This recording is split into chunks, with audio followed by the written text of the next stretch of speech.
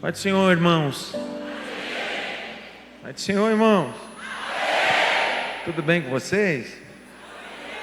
Que ótimo, que bom que vocês estão bem. Abra sua Bíblia comigo. Terceiro livro da Bíblia, conhecido como Compêndio dos Pentateucos, é o livro do Êxodo, chamado também de Shemot. Êxodo, capítulo de número 32, verso de número 16. Êxodo 32, 16.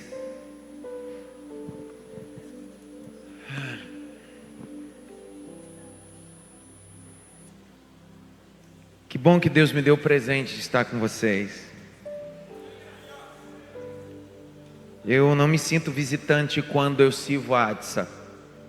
Eu me sinto participante desse ministério. Quero louvar a Deus pela vida do pastor Galdino, que é o presidente desse ministério com tanta relevância.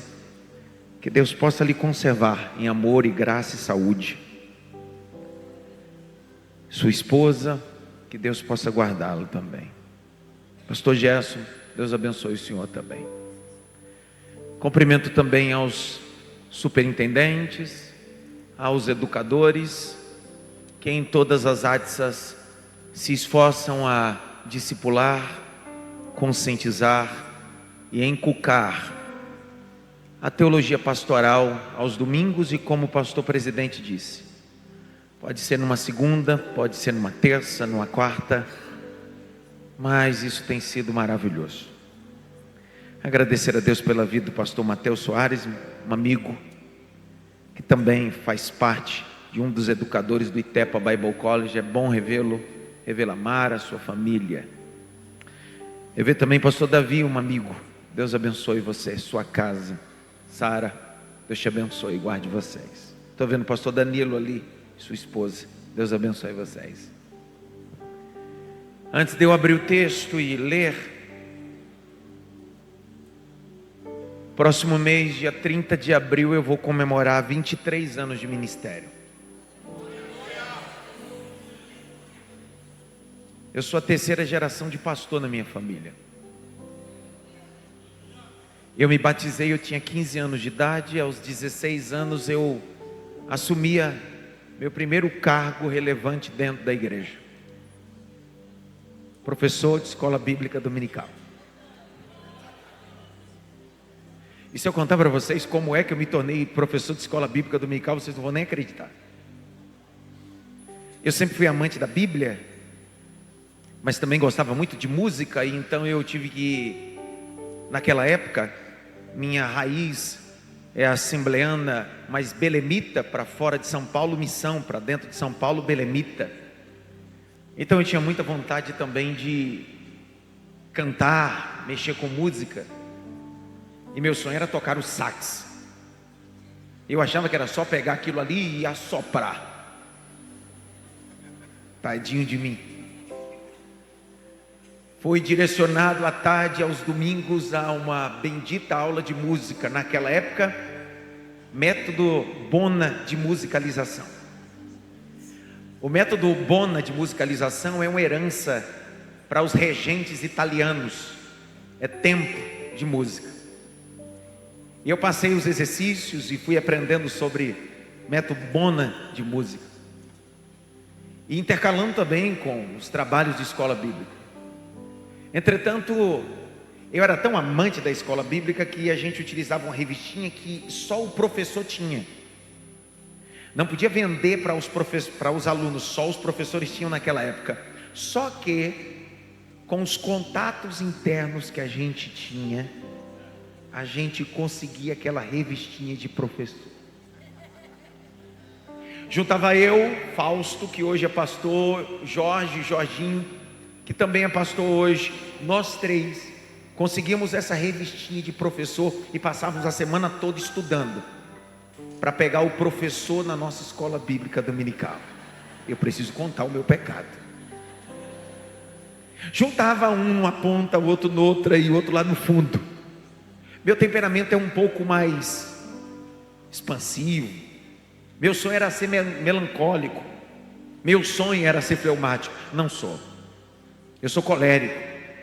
Então eu puxava a carga daquela aula. Até porque nós descobrimos que o nosso professor no domingo estudava 40 minutos antes de dar aula. Era um preguiçoso.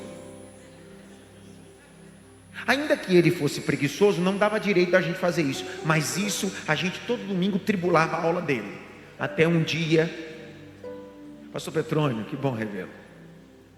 Até um dia que o nosso líder geral de jovens, na época presbítero Orlando, disse: Adson, vem cá. Chamou eu, Fausto e Jorginho e disse assim: vocês estão atribulando a sala de aula. Ele disse: eu tenho 3 coisas para fazer com vocês. Ou tiro vocês da sala de aula. A gente é 15 para 16. Ou vocês calam a boca, e eu sei que vocês não vão conseguir. Ou vocês vão virar professor de escola bíblica. Então aos 16 anos de idade, eu assumi a minha primeira aula de escola bíblica dominical. E que bom que isso aconteceu. Sabe por quê? Aos 17 eu fui levado para o seminário. Saí com tinha 19 anos do seminário. Quando eu saí com 19, com 20 anos eu assumi minha primeira igreja. E com 22 anos de idade eu assumi minha segunda igreja, que é a igreja que eu pastoreio até hoje com a minha esposa há 18 anos. Quer ser melhor? Eu sou diretor de um instituto teológico que esse ano está fazendo 16 anos, chamado Itepa Bible College. E quem é aluno aqui da ADSA, e obrigado pela honra que tem alguns alunos da ADSA que fazem lá também, mas sabe do que eu estou falando. O meu líder que me colocou na escola bíblica dominical quando eu tinha 16 anos, hoje é aluno meu sentado no bacharel em teologia. E outro dia eu coloquei ele em pé e dizendo bem assim: existem coisas que são geradas no ambiente da escola bíblica dominical. Então eu queria deixar esse testemunho a você.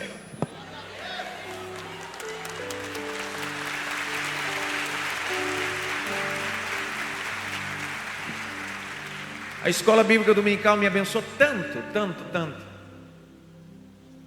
que há 2 anos atrás eu fui convidado pela Sociedade Bíblica do Brasil de lançar uma Bíblia em comemoração de 20 anos de ministério, 2, 3 anos atrás. Essa Bíblia saiu com notas de rodapé, espaço para anotar e cursos de minha autoria. E alguns desses materiais eu não geri no seminário, eu aprendi sentado na escola bíblica dominical.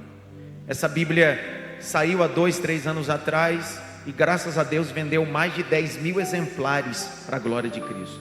Ficou esgotada há uns 8 meses atrás. E em janeiro desse ano a Sociedade Bíblica do Brasil lançou a Bíblia Pergunta Por Quê agora Slim. Tem curso de crítica textual, exegese, espaço para anotar, e você pode adquirir. Isso aqui é uma herança da escola bíblica dominical. Pastor Galdino, esse aqui é presente para o senhor, tá bom?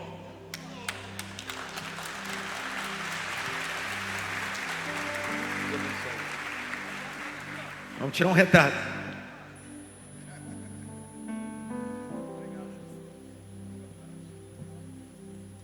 Nós estamos em uma conferência. E o que é conferência?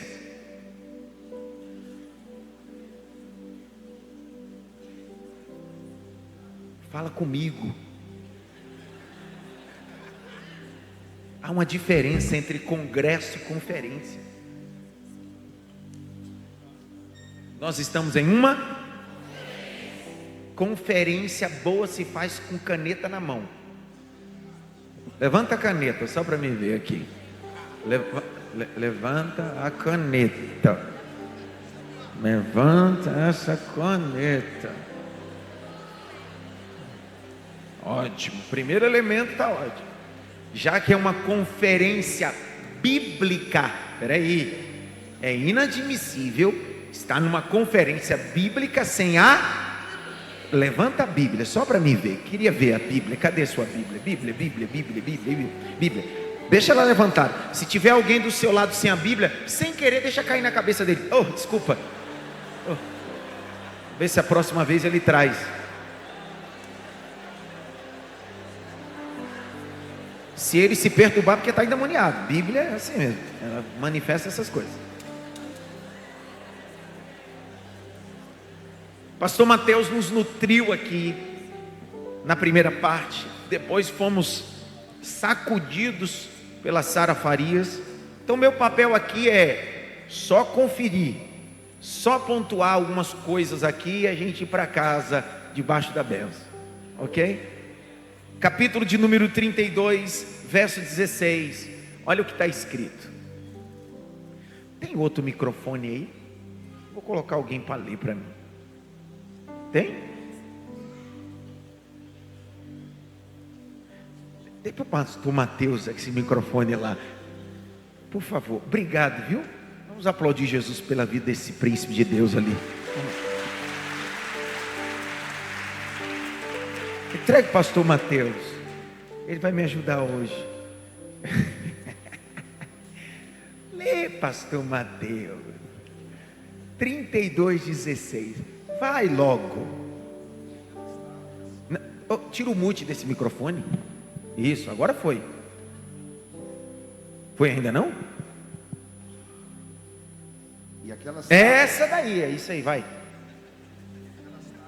Mutaram de novo. E aquelas tábuas Isso, vai. eram obras de Deus. Não, olha com força, pelo amor de Jesus. E aquelas tábuas eram obras de Deus. Para, aquelas tábuas eram obra de quem? É congresso ou conferência? Então, caneta na mão. Primeira coisa, aquelas tábuas eram obra de quem? Não é sua obra, não é seu projeto, não é seu insight, não é seu plano, não é sua ideia, é obra de Deus. Então escreva aí, obra de Deus. Continue, pastor.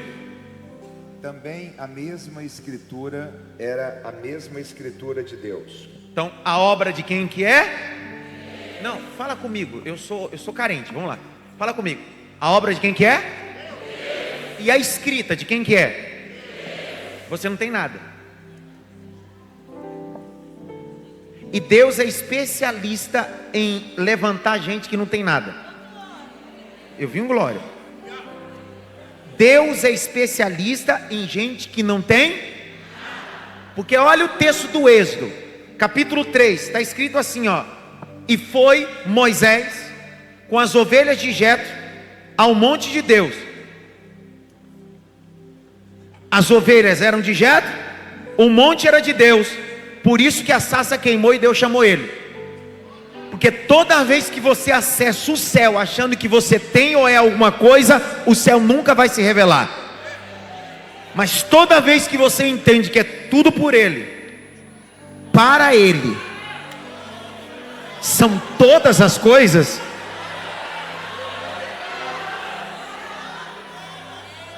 de quem é a obra?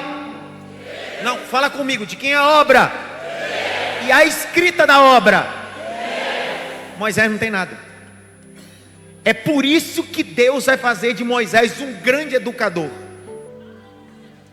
Por isso que Deus vai fazer de Moisés um grande líder. Porque quando Deus teve encontro com ele, as ovelhas não eram dele, o monte não era dele, mas mesmo assim ele tirou a sandália que era dele para se encontrar com Deus. Uau. E eu termino. Termino ou não? Termino ou não? Fala a verdade. Porque todo educador precisa gerar nos seus ouvintes prazer de ouvi-lo. Nenhum aluno gosta de ouvir educador que não está apaixonado. Você precisa gerar paixão para quem está te ouvindo. Continua a leitura. Aquelas tábuas eram obras de Deus, também a escritura era a mesma escritura de Deus, esculpida nas tábuas. E ouvindo Josué a voz do povo que jubilava, disse a Moisés: alarido de guerra há no arraial. Porém ele respondeu: não é alarido dos vitoriosos, nem alarido dos vencidos, mas o alarido dos que cantam, eu os ouço. Para, grite bem alto. Tem gente cantando o que a Bíblia nunca disse. Uma escola bíblica fraca gera repertórios pobres biblicamente.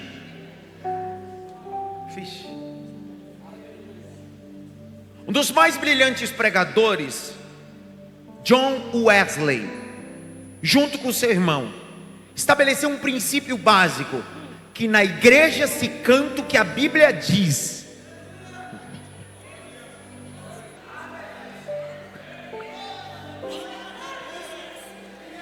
João Calvino proibiu a execução de cânticos nas igrejas. Vocês sabiam disso? Teodoro Bessa também. Um dia perguntaram: por quê? Porque se não for para cantar a Bíblia, é melhor não cantar, só deixa a nota aparecer.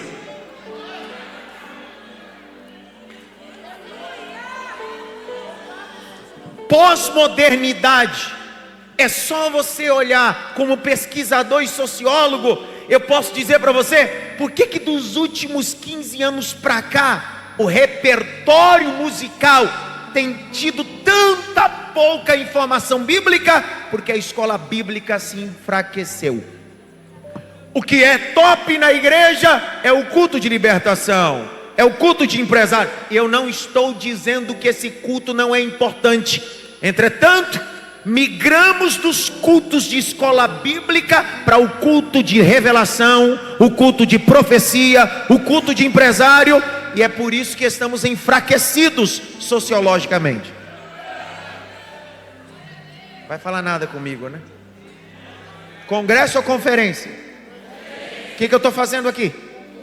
Estou conferindo com você informações.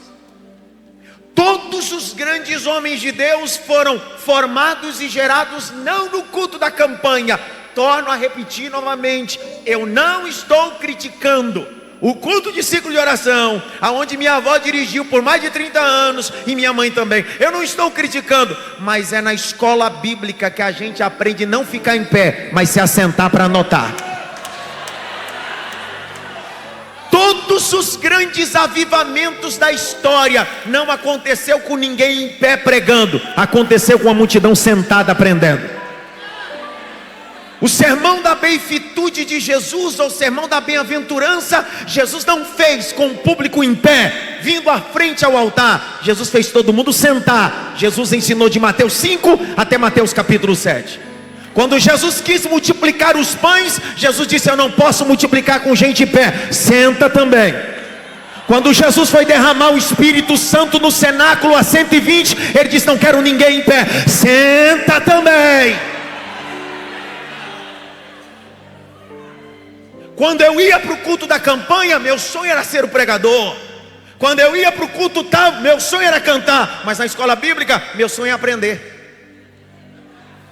Por que o indivíduo aceita Jesus no domingo e 15 dias depois ele coloca nas redes sociais agendas abertas? Porque nós estamos enfraquecendo a coisa mais importante que temos, a escola bíblica dominical. A escola bíblica coloca no nosso devido lugar. Não é em pé com microfone, é sentado com caneta. Grite bem alto: eu preciso amadurecer. Lê de novo, pastorzão, por favor, 32:18. Lê com força. Porém ele respondeu: não é alarido dos vitoriosos, nem alarido dos vencidos, mas o alarido dos que cantam, e eu os ouço. Tem um povo cantando e o seu cântico não tem ortodoxia. Se não tem ortodoxia, não tem ortopraxia. A teologia é fraca, a prática é fraca. Mas se a teologia for boa, o cântico é bom. Escute, alguns cânticos na Bíblia, cânticos que começaram com oração e terminaram com música. Eu vim, eita Deus. Um dos livros mais importantes dentro dos profetas menores, dos 12, é o profeta Abacuque. Grite bem alto: profeta Abacuque. É conhecido como o profeta do avivamento, sim ou não? Sim ou não? Só que você já leu a primeira palavra que está no livro de Abacuque? Sabe a primeira palavra que está escrita no profeta Abacuque? Sentença. Nenhum avivamento começa cantando e nem com benção. O verdadeiro avivamento começa com a sentença. A escola bíblica me ensinou que eu preciso ser perdoado e justificado. Ou de novo, a escola bíblica me ensinou que eu preciso ser perdoado e justificado porque eu sou um pecador. Mas eu só aprendo isso na escola bíblica dominical. Então, educador, sua missão não é fazer os seus alunos chorar e falar línguas estranhas. Sua missão é inculcar o evangelho da regeneração na cabeça dele. Se na sua sala de aula não tiver dopamina, arrepio, haverá transformação de Deus. Porque nós só veremos uma igreja pentecostal com os dons espirituais quando essa igreja for formada num ambiente chamado escola bíblica. Grite bem alto, escola bíblica. Mais alto, escola bíblica. Tem um povo cantando e não sabe a letra. Tem um povo cantando e não tem letra bíblica nisso. Continue, por favor. E aconteceu que, chegando Moisés ao arraial e vendo o bezerro e as danças, acendeu-lhe o seu furor e arremessou as tábuas das suas mãos. Para. De quem eram essas tábuas? Quem escreveu? Não, de novo, por favor. De quem eram essas tábuas? Quem escreveu? E por que ele está quebrando?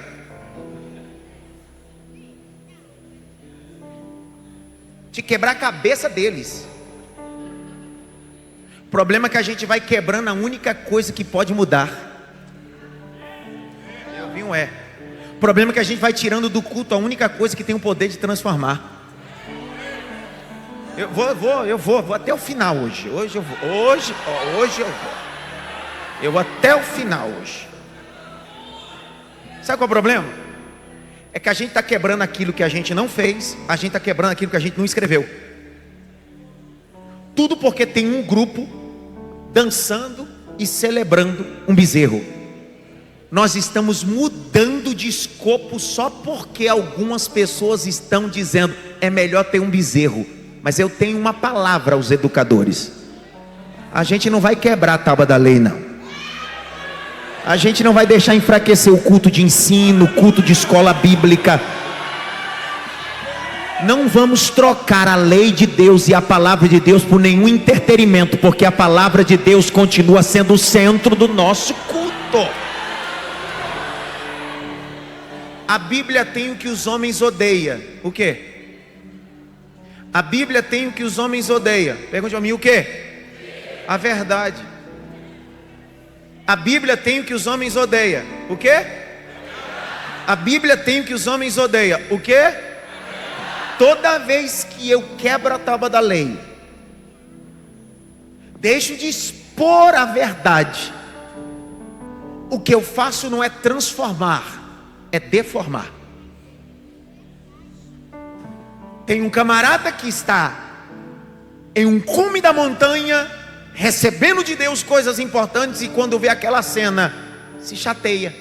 Grite bem alto, chateado. Você já se chateou de preparar a semana toda uma aula, esperar todos os seus alunos e eles chegarem lá e não ter quase ninguém? Já vivi isso.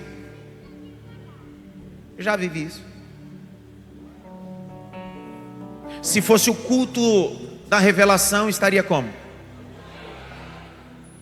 Eu estou falando para o público certo hoje aqui, não é? Se fosse o culto do retetel, do canaçubra, do revaciar, como é que estaria? Escuta, o problema não é o profeta, o problema é o povo. Eu não estou culpando o profeta, eu estou culpando o povo. Então, já que a nossa missão é mudar o coração do povo, a tábua da lei não vai ser quebrada na Addis, não. Vou de novo. Obrigado, pastores. Muito obrigado. Sabe por quê? Porque eu prego em muitos congressos nessa nação, e poucos deles é uma conferência escola bíblica dominical. Porque hoje se faz congresso e conferência para tudo. E eu estava tão empolgado para vir para cá, estava tão feliz para participar disso, porque eu não estou vindo para uma conferência profética de ativação, disso, daquilo. É uma das poucas vezes que eu estou vindo para uma conferência de escola bíblica dominical. Gente que pagou a inscrição, não para ouvir um popstar, nem uma popstar, vieram para dizer bem assim: eu quero sentar, quero comer, quero aprender. Eu quero aprender. Levante as suas mãos para o alto, que o baterista veio, eu senti aqui. Levante as suas mãos para o alto. Feche os dois olhos, abra a boca, diga glória a Deus, porque nós estamos conferindo a palavra de Deus. Conferindo a palavra de Deus.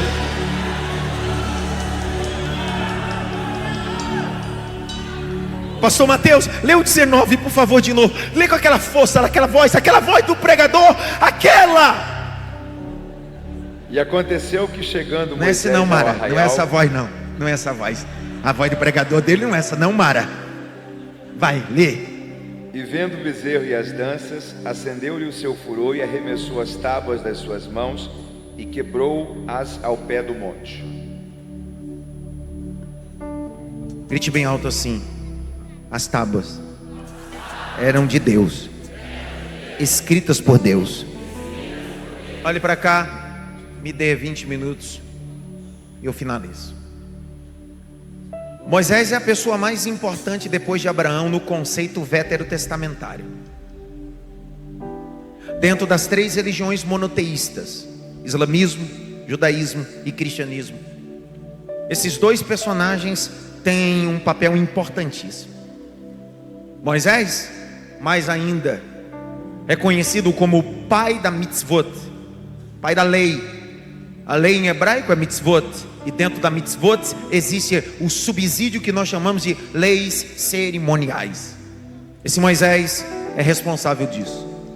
É tão responsável que o texto neotestamentário de João, capítulo 1, verso 17, vai ter um adendo importante lá. Está escrito assim: a lei veio através de Moisés, mas a graça e a verdade vieram através de Jesus Cristo.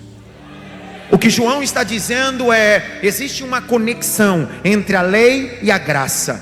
Existe uma conexão entre o Antigo Testamento e o Novo Testamento. Um dos mais brilhantes homens, chamado Agostinho de Hipona, um dos pais da igreja, dizia: só se consegue interpretar a sombra do Antigo Testamento quando se percebe o corpo do Novo Testamento. O que ele estava dizendo é o texto de João: no princípio era o verbo era Deus, e o verbo se fez carne. Toda carne, toda soma no grego, todo o corpo tem uma sombra. Por isso que no Antigo Testamento há uma sombra, uma silhueta que não se pode ter atentos ou detalhes. Mas quando Cristo encarna, não reencarna, encarna. Nós não acreditamos na teologia kardecista, reencarnação, mas encarnação. No princípio era o verbo era Deus, e o verbo se fez carne. Por quê?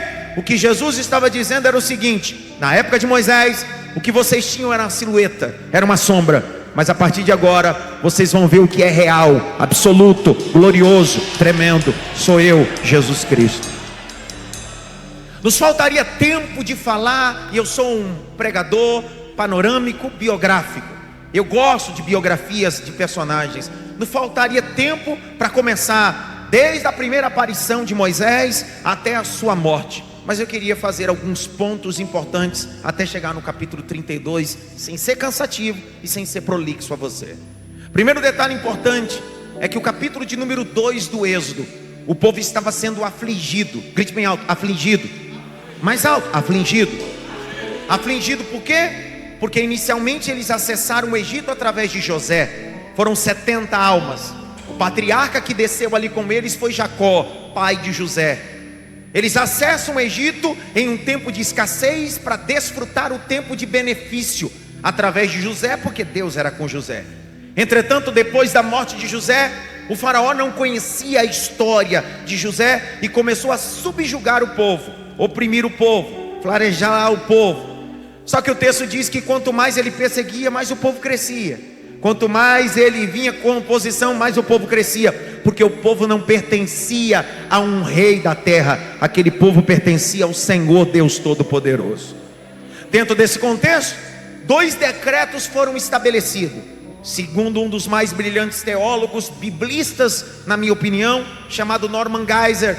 Ele vai dizer que 2 decretos se estabelecem. Primeiro decreto: a mulher que ficar grávida, e se a criança nascendo for do sexo masculino, 2 decretos: ou ele morre quando a parteira pegar na mão, ou ele é lançado no Nilo, para que morra afogado ou comido por um dos crocodilos.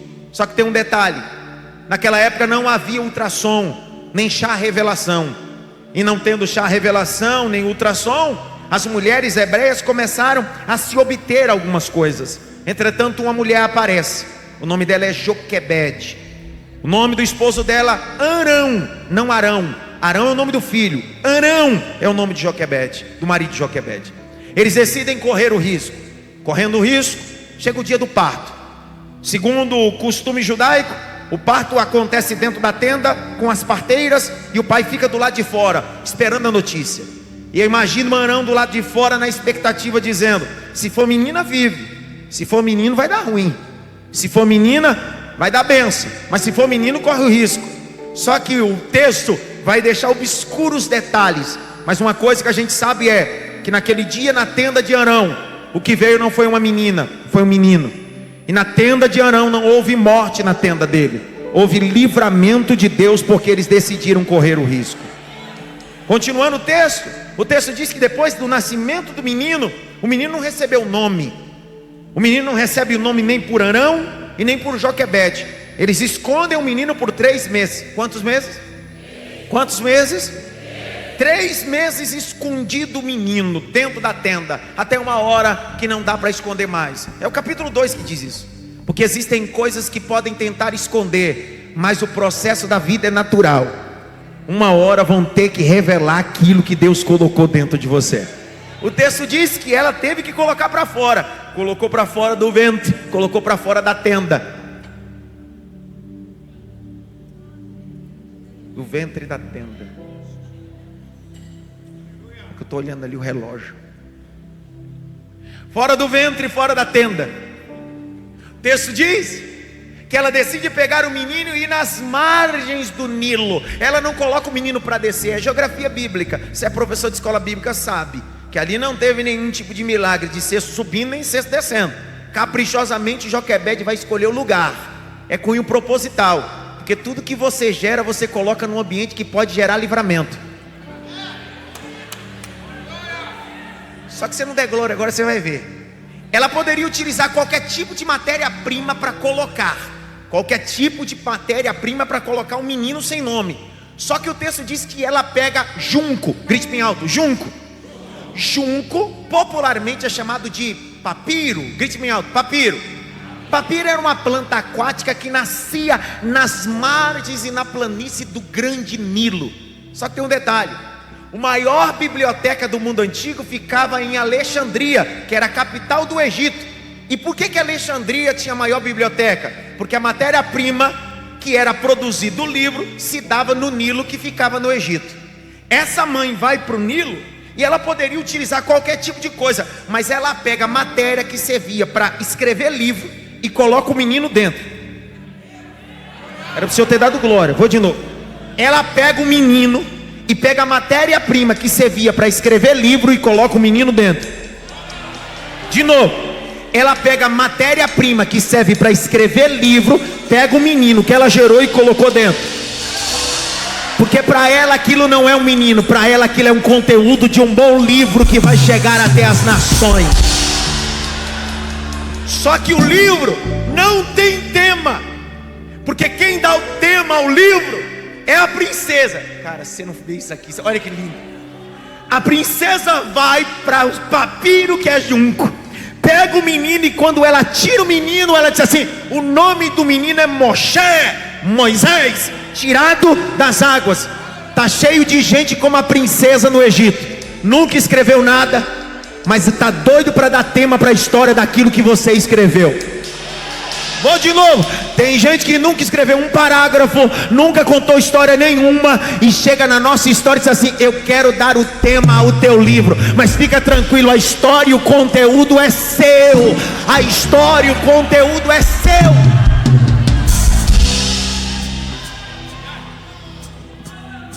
Dwight Little Moody vai dizer que Moisés viveu 3 períodos distintos. Moisés morreu com 120 anos. Dwight Little Moody vai subdividir em 3 momentos. Ele vai dizer: Moisés viveu primeiro 40 anos no Egito como príncipe, achando que era alguém. Aí ele vai para o segundo nível. Quando Moisés é expulso do Egito, ou sai fugido do Egito, vai viver 40 anos na casa de Jetro, apacentando as ovelhas de Jetro. Segundo período, Dwight Little Moody disse: esse segundo período, Deus mostrou para Moisés que ele era um ninguém. Aí ele vai dizer: e o terceiro e último período foram quando Moisés estava já no deserto, liderando um povo. quando Deus estava dizendo: Moisés, você começou primeiro sendo alguém. Segundo, eu mostrei para você que você era um ninguém. Terceiro, agora eu estou mostrando para você que eu uso um ninguém para a glória do louvor do meu nome. Toda vez que eu me debruço ao texto para aprender, descubro que eu sou um desgraçado. Toda vez que eu me debruço a estudar a Bíblia, descubro que eu sou um relaxado. Porque o conhecimento não me dá vaidade. Conhecimento me mostra quão miserável sou e dependente de Jesus Cristo. Moisés se tornou o vulto, libertador, foi um legislador de Deus, um homem que estabeleceu a jurisprudência dentro do contexto. Moisés vai libertar o povo. São 10 pragas. Quantas pragas? Quantas pragas? Através de Moisés, Deus vai manifestar pragas.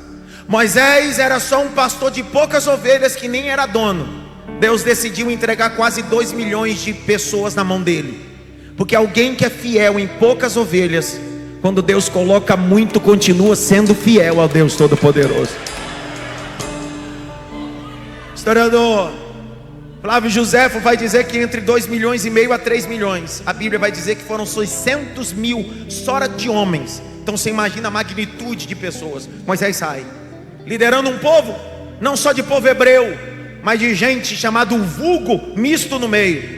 Porque a gente lidera não só gente com bom coração, a gente lidera gente que não tem bom coração. Mas os que são infiéis não podem alterar a nossa liderança e a nossa chamada. A gente continua fazendo. Moisés vai fazendo isso. Tem um contato com o mar se abre. Tem contato com as águas de Mara, as águas ficam potáveis. Está tudo bem. Só que o capítulo 24 do Êxodo, Deus vai convidar Moisés. Grite bem alto, convite. Mais alto, convite. O Deus Todo-Poderoso desce no Sinai. Grite bem alto, Sinai. Deus desce no Sinai e diz: Moisés, suba aqui. Capítulo 24, os últimos versículos do capítulo 24. Moisés subiu. Quando Moisés sobe no cume do Sinai, Deus olha para Moisés e diz: fique aí. Durante 6 dias Moisés viu a nuvem da glória e ficou do lado de fora da nuvem, olhando aquela nuvem. Do capítulo 24, os últimos versículos diz assim: então no 7º dia chamou Deus a Moisés e disse: entre. Moisés entrou dentro da nuvem da glória, e naquele exato momento o relógio de Acaz parou. Porque Moisés agora não estava mais no tempo dos homens, agora Moisés estava no tempo do Deus Todo-Poderoso. No tempo dos homens é Cronos, no tempo de Deus é Kairos. Deus estava dizendo: para mim, um dia é como 1000 anos, 1000 anos é como um dia. Deus estava dizendo: Moisés, você vai desfrutar de uma coisa que poucos homens desfrutaram. Moisés esteve ali 40 dias, não teve vontade de comer, não teve vontade de ir no banheiro, não teve vontade de beber. Era para você ter dado glória. Porque o lugar mais importante que a gente precisa habitar não é fora da glória, é dentro da glória desse Deus Todo-Poderoso. Toda pessoa que está dentro da glória de Deus está envolvida com a presença desse Deus Todo-Poderoso. Se tem um bombeiro em nosso meio, ou um bombeiro civil, militar, ou um brigadista, sabe, se um prédio pega fogo, as pessoas que estão dentro do prédio não morrem por causa das chamas. A maioria deles morre por inalar o gás. Por isso que toda vez que há um incêndio no prédio, as pessoas precisam se abaixar e sair rastejando para que não possa inalar pelas suas vias aéreas esse gás. Só que Deus está chamando Moisés, está dizendo para ele assim: não se arrasta não, não se abaixa não, anda dentro dessa nuvem. Não vai dar glória, né? Deus está dizendo: entra e fica 40 dias, inala a glória. Porque eu não quero que a glória esteja fora de você, eu quero que a glória esteja nos seus pulmões. Eu quero que a glória esteja no seu cérebro, eu quero que a glória esteja no seu coração. O lugar da glória não é sobre você, não é o seu lado nem atrás de você, Moisés. O lugar da glória é dentro de você, Moisés. Durante 40 dias Moisés vai ver. Capítulo 25 do Êxodo, Deus vai mostrar para Moisés o tabernáculo, que está de forma literal no céu, no Hachamai. Agora olhe para cá. Deus não está dizendo: Moisés, eu não te trouxe para dentro da glória para você inventar. Eu te trouxe para dentro da glória para você ver o que eu já fiz. Depois que você sair da nuvem da glória, não precisa inventar. É só reproduzir o que você viu dentro da nuvem da glória de Deus. Por isso que um educador ortodoxo não inventa, só reproduz o que está escrito na Bíblia. Você pode ter ferramentas pedagógicas, andragógicas, mas o conteúdo bíblico não precisa da tua ajuda. O conteúdo já é suficiente. Deixa eu abrir um parênteses para te falar uma coisa. Lucas capítulo 4, quando o Espírito Santo leva Jesus para o deserto, 40 dias depois, o diabo aparece quando Jesus tem fome. Lembram disso, sim ou não? O diabo diz assim: você está com fome? Transforma essa pedra em pão. Jesus olhou para ele e disse assim: sai, Satanás, eu estou sentindo. Não foi isso? O que Jesus disse? Jesus não disse nem só de pão. Não, o problema está aí. Tem uma fala antes que é mais importante do que essa segunda. Jesus, o Deus encarnado, poderia criar uma nova jurisprudência, uma nova frase. Só que o Deus encarnado veio para cumprir o que está escrito. Vou de novo. O Deus encarnado veio cumprir o que estava escrito. Ele olha para o diabo e diz bem assim: escrito está. Jesus não venceu o diabo inventando uma nova coisa. Jesus não mandou o tentador embora com uma nova frase de efeito. Jesus disse: escrito está.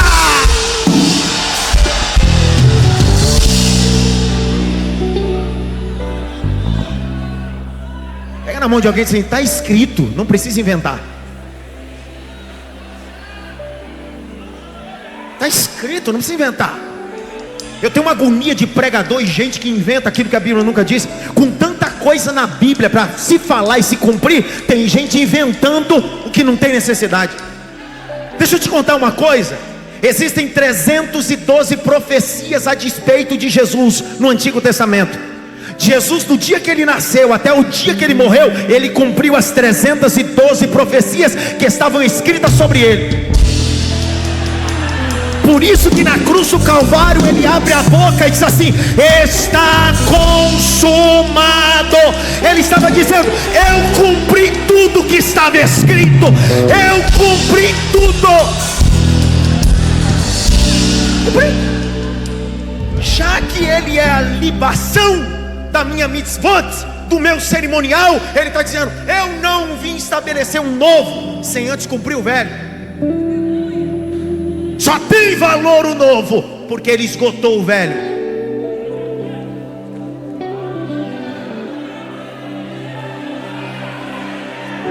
Eu tenho 6 minutos, vou de novo. Ele está dizendo: só tem valor a graça, porque eu cumpri a lei. Vou de novo. Só tem valor a graça, porque eu cumpri a lei. Por isso que aonde abundou o pecado, superabundou a graça.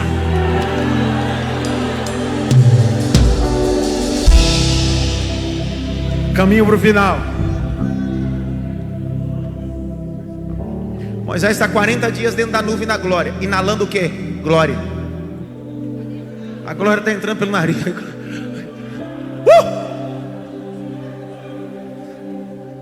Está cheio da glória. Deus dá para ele o projeto do tabernáculo. Pega essa maquete. Tem átrio santo e santíssimo. Tem um altar de holocausto, bacia da purificação, mesa dos pães da preposição, tem um menorá, tem um altar de incenso. Não esquece, lá no Santíssimo tem uma arca da aliança. Você vai reproduzir tudo isso. Por que eu vou fazer tudo isso? Porque você vai construir. Eu habitarei no meio do meu povo. Conduza essa construção.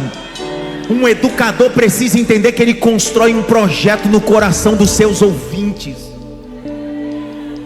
Só que Deus tiver assim: Moisés, sim, eu vou te falar a lei oral, ensinamento oral.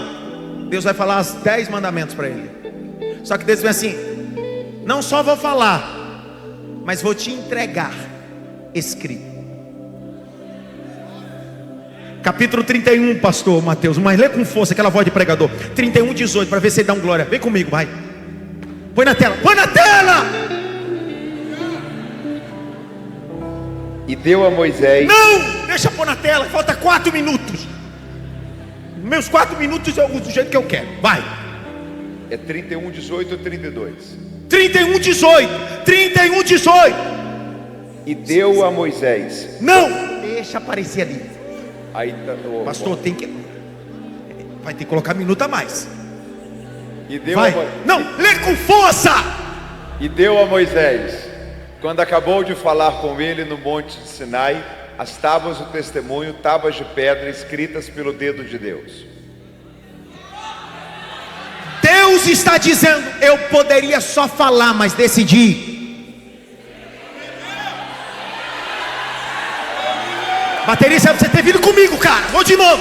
Deus está dizendo: Moisés, uma boa educação não é só educação oral, mas é educação escrita. Eu não só falo, mas eu escrevo. Quando você pega o Talmud, o Midrash, os rabinos vão dizer que Baruch Hashem decidiu não só falar, mas escrever para uma finalidade. Pergunte para mim, qual finalidade? Porque toda vez que você recebe uma informação via audição, você tem uma parte neurológica chamada de córtex cerebral. É o HD neurológico, aonde está correlacionado os 5 sentidos: tato, olfato, paladar, visão e audição. Por mais que você seja bom neurologicamente, você não consegue absorver mais do que 64% da informação. O que Deus estava dizendo é: eu falando a você, você pode acrescentar e pode tirar, mas se eu escrever...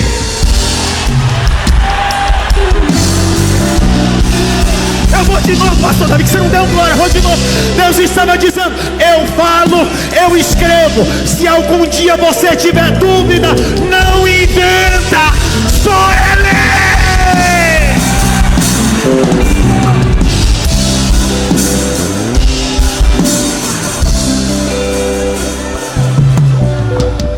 Dá uma olhadinha pelo menos para 3 assim. Para de inventar, lê.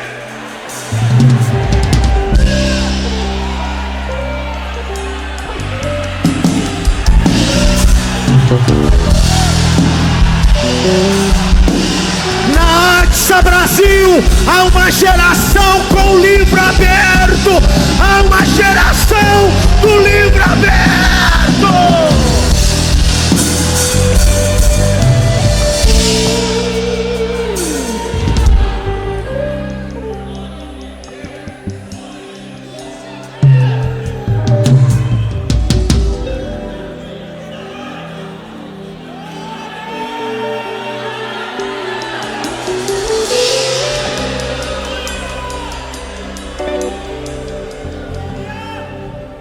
Quem talhou as pedras?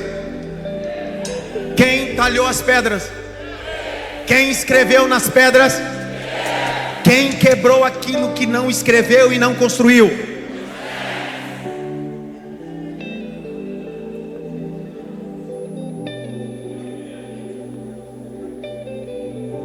Cara, eu fico perplexo. Como algumas coisas que acontecem provocam algumas pessoas a quebrar aquilo que eles nunca construíram e nunca escreveram. Sabe o nome do pastor presidente atual aqui? No final do nome dele tem uma palavra. É o quê? Significa que não começou nele. Na minha família também tem Júnior e Neto. Significa que não começou em mim, nem no Neto. A gente precisa ser consciente, ter consciência que a coisa não começou em nós.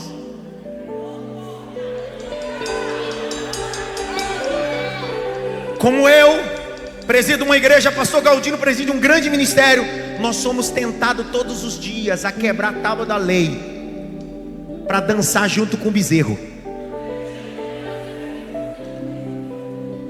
Somos tentados todos os dias, primeiro por indignação e depois por participação. Só que tem uma coisa: Existem Arão no meio do povo que, ao invés de construir conhecimento, constrói entretenimento. Eu vou falar até a hora que você der glória a Deus. Já estourou meu tempo, mas eu vou falar. Chega de Arão que constrói entretenimento. Está na hora de Deus levantar uma geração que constrói conhecimento. Pastor, mas não dá ninguém. Ei, é melhor uma igreja com poucas pessoas, mas cheia, do que uma igreja cheia de pessoas vazias. O evangelho não veio para encher templo, o evangelho veio para encher pessoas.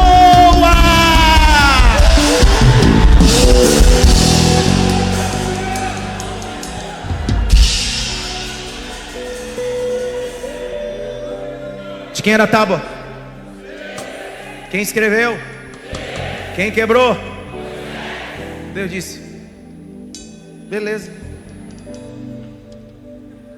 34:1, põe na tela, por favor. Eu termino. 34:1. Vamos? Pelo amor de Deus.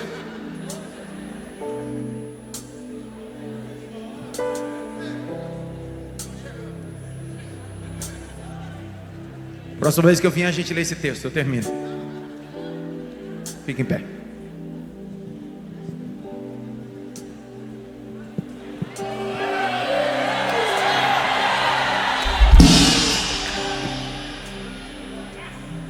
Lê pra mim, Mateus. Voz de pregador, evangelista da Praça da Sé, cara. Você é carioca, mas tô te ensinando a nossa veia paulista, cara. Praça da... Você já viu um evangelista da Praça da Sé, pastor Mateus? Não conhece? Batendo na Bíblia? Vai. Eu tô rindo. Vai. Então disse o Senhor a Moisés: O quê? lavra-te 2 tábuas de pedra. Para! Quem quebrou? Deus está dizendo: na primeira vez eu te dei pronto.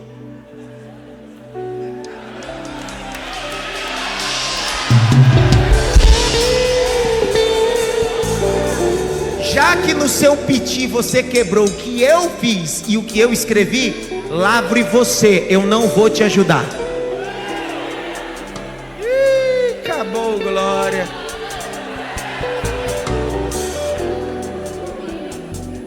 Vamos lá. Deus está dizendo: é para lavrar. Aí você imagina, Deus vai dar um velhinho. Nós estamos falando de um velhinho, mais de 80 anos. Você imagina, Deus vai dar para ele um prazo de uns 30, 40 dias. Deus disse assim: lavra, e eu quero que você traga para mim. Lê, Mateus.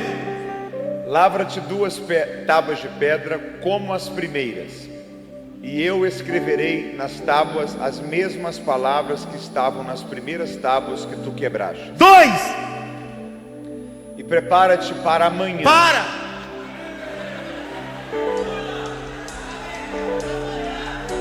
Amanhã.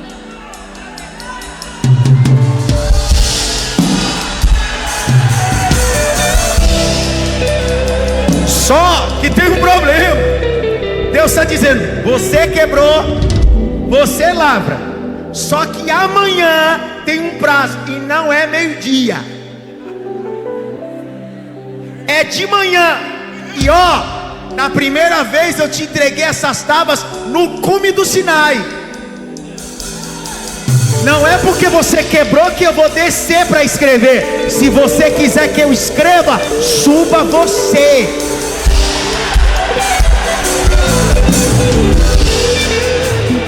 Continua. Para que subas pela manhã ao monte de Sinai. Para. Quem aqui já subiu o Sinai em caravana? Quem aqui? Aqui, pastor Galdir.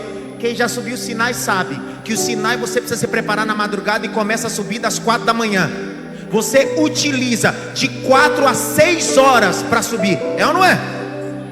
São 2.300 metros. O ponto mais alto. Olhe para cá. Deus não está falando com um menino de 40. Eu estava falando com um velho de 80. E ele poderia dizer assim: mas eu sou velho. Deus disse: o problema é seu. Foi você que quebrou. Ah, não vai dar glória? Aonde está a misericórdia? A misericórdia está em eu escrever novamente. Agora, se você quiser, ali você, suba você, porque eu vou escrever de novo, eu vou escrever de novo, eu vou escrever de novo.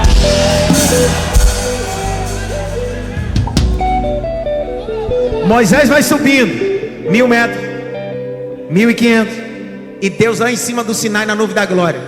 Vamos, velhinho. Não foi você que quebrou? Vida teológica e bíblica não é na academia, é na praxe. Sobe. Só que ele sobe com tábuas de pedra em branco. Se não der glória agora, você vai ver. As tábuas de pedra talhadas por Moisés estão em branco. Quando ele chega a 2.300 metros de altitude, ele levanta as tábuas. Lá vem uma mão. Lá vem uma mão. Lá vem uma... Eu vou falar até a hora que você der glória a Deus. Lá vem uma mão com o dedo, tornando a escrever. Lei por lei, lei por lei, lei por lei, lei por lei, lei por lei, lei por lei, lei por lei, lei por lei, lei por lei.